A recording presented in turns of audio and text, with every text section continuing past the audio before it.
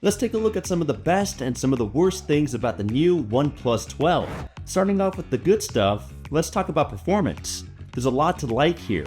The phone comes packed with Qualcomm's latest and greatest Snapdragon 8 Gen 3 processor. It got some notable performance and efficiency gains over the 8 Gen 2, which was already and is still a really great chip itself. On top of that, the OnePlus 12 comes in RAM configurations of either 12, 16, or a whopping 24 gigabytes. Tons of fast UFS 4.0 storage and improved heat dissipation.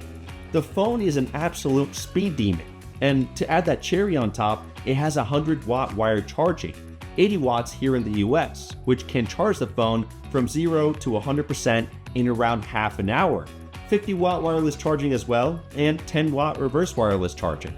The next best thing about this phone is the display. It's pretty phenomenal. We're looking at a 6.82-inch Quad HD Plus LTPO AMOLED panel with 120Hz refresh rate, Dolby Vision, and HDR10+. It's pixel dense, super crisp and colorful. It's the brightest phone that you can get at 4500 nits, aside from the Find X7 Pro, which also has the same peak brightness, and it's got a 90.8% screen to body ratio. This is one of the best displays in a smartphone right now, from fluidity, quality, aesthetics, and brightness. It's just pure eye candy. The design this year is a more mature take on what we got with the OnePlus 11. I think it looks good, and for a phone with this large of a screen, it's actually quite comfortable to hang on to and use with nice curvature and solid quality materials.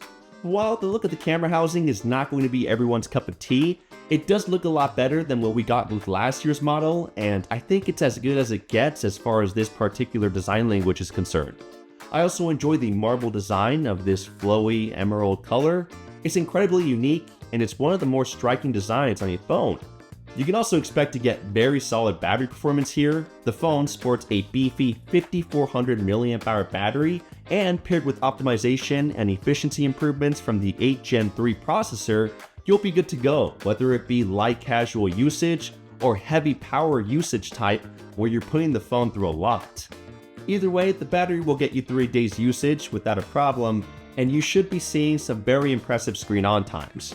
OnePlus has also continued to step up their camera game, and you can argue that the 12's cameras punch above their weight class. In many cases, they can easily compete with and even surpass results from other phones at the top of the food chain. They're not perfect, of course, but you can definitely expect to get great high-quality photos all around, especially with the upgraded telephoto lens, which got bumped up to a periscope setup. Big thumbs up for that. The 11's cameras were a big step up from the 10 Pros, and the 12's array moves that needle in the right direction. At this point, I think it's safe to say that the cameras are no longer a crutch for this line of phones, and are now more comfortably one of its strengths. Now before moving on, TEMU, the sponsor of this video, has been my go-to when it comes to purchasing cool, unique stuff online. They've got a wide range of products that cover everything from tech gadgets to home decor. I've used TEMU to snag a few things for the background of my videos, and they're extremely great quality. If you're an avid viewer, you probably know how often I use these products. They're in every one of my videos. And even after months of use, they still held up well. That's why I appreciate TEMU. Their products have fantastic quality, everything I've ordered matches the description to a T, plus TEMU's prices are unbeatable since they cut out the middleman, remove any unnecessary markups, and give you factory prices without any compromises on quality. It won't even break the bank if you ever need any replacements. Plus, they also provide free shipping and a generous 90-day return policy for a stress-free shopping experience. What's more, you're not just getting good deals, you're also shopping securely since TEMU takes safety very seriously. They partnered up with HackerOne to improve their system security, follow PCI DSS standards, and provide two-factor authentication for that added layer of protection. Just make sure that you use the top links in the description to get the real TEMU app or website, because there are a lot of scam sites out there. Anyways, as for the not so great stuff, OnePlus's current promise of 4 years of OS updates and 5 years of security patches now puts them far behind the competition. Google set the new standard at 7 years of OS updates last fall, and Samsung recently met them there at 7 years as well. Unfortunately, for now anyway, the OnePlus 12 is stuck at 4 years.